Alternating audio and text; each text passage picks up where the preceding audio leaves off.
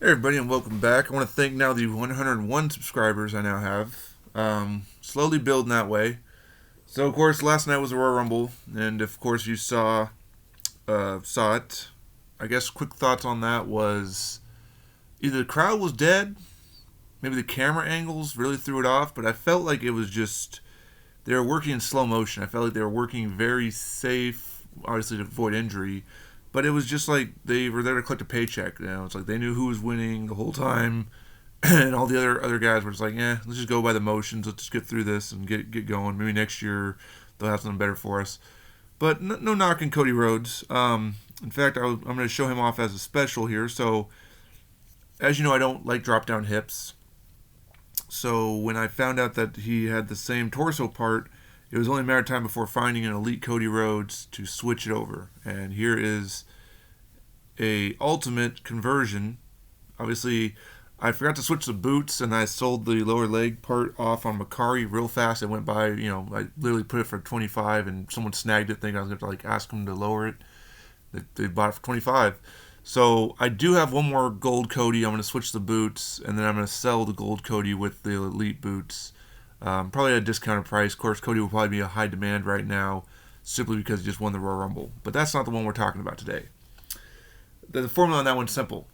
Just find yourself either wait till find yourself the one that came out already, but you had to pre-order long ago, which they could be up there for $100 if not more sometimes, especially since he's in high demand. Since he just won the Royal Rumble yesterday.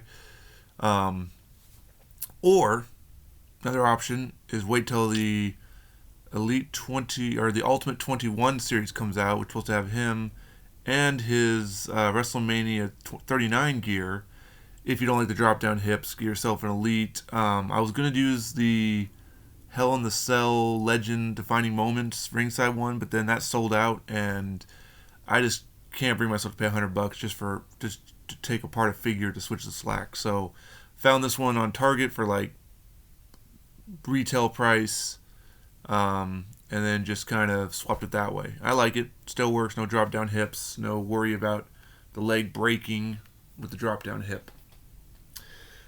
But that's not what we're here. We're here to figure out what's the formulas to build this guy. Now, this guy, no longer in the WWE, and you can only build him to a certain limit. I mean, if you have the art style and you can put maybe like a singlet top over him. I'm thinking about even switching the head and giving him although this looks pretty good. And of course, he wrestles without a singlet nowadays over in AEW, but I decided to go with the All American Jack Swagger. So you can, I did buy the Elite 5 version of him with that cloth singlet to throw on there. But then when I put this together, I was like, you know what, this looks fine. I like this. Now, of course, he's not going to have his tattoos that he has now, which again, I'm not too worried about. This is from his, previous time. Obviously we're missing the We the People because again, I can't, they don't have a singlet. Now, maybe I could, when the Jim Neidhart comes out, I could have probably used that in a sense, or I could probably spray, I could probably paint a singlet on there. I'm okay with it like this. Lower half of the Elite Jack Swagger, which I acquired this for like $20, the Elite figure. Stone Cold torso. That's why they're so high in value right now. In fact, I'm going to do a video of how many Stone Cold torsos I've used to make my Ultimate figures. And again, there's about 30 so Ultimates that Mattel has made. So I've now calculated I have over 200 Ultimates made now.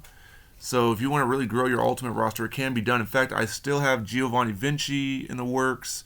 I still have the other two members of Spirit Squad in the works. I did build one to test it out, and I will share that for me in the future as well. Just countless other people. I think I'm looking at Bruiser Brody because I think I saw the parts to work for that as well. And I've got, like I said, a lot of people make videos. Now, one thing I will tell you is, unlike My Damn Toys, no offense to his stuff, I don't use a hairdryer. I use hot water. The reason I use the hot water is, you put on some gloves, you put the hot water in there. I feel like it doesn't have the ability to warp or melt the plastic like a hairdryer could. Like I know he was struggling to put some boots on one of his videos recently. What I usually end up doing is I end up heating the leg peg opening in the hot water, and then I'll put the peg through the side of it, and then put it in there, and then use like careful pliers and a towel to actually click it all the way through without damaging the figure or run the risk of warping the sides a little bit.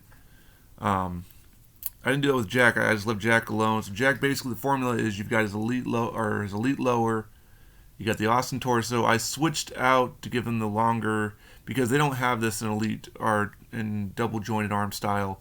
So if you don't, if you want double jointed arms, you're gonna have to either paint it or you're gonna have to find somebody who has it.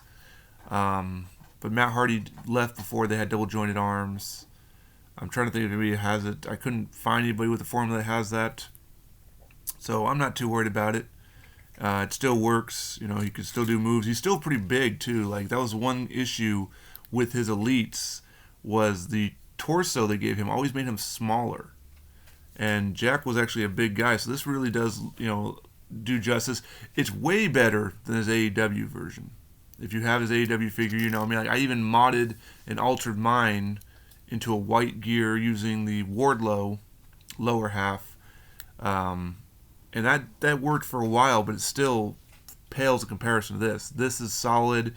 He feels like a big 6 foot plus, 6'6" kind of guy. Looks great on the shelf, in the back here.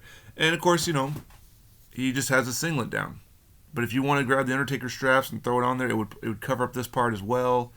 You'd have to then get some light gray and put some camo paint on the sides.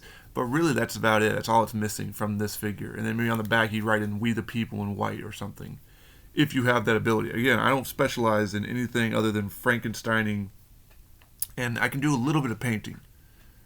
Like, we're talking like, if I need to make Val Venus, V-trunks or something like that, or I'm making like a whole color palette change like I did with Hideo Itami, then that's my thing. So if you have the decals, if you're a great artist, take it a step further than I did. That's perfectly fine. Here's the basic formula without paint, without decals. Here's how you can make your own ultimate Jack Swagger. See you next time.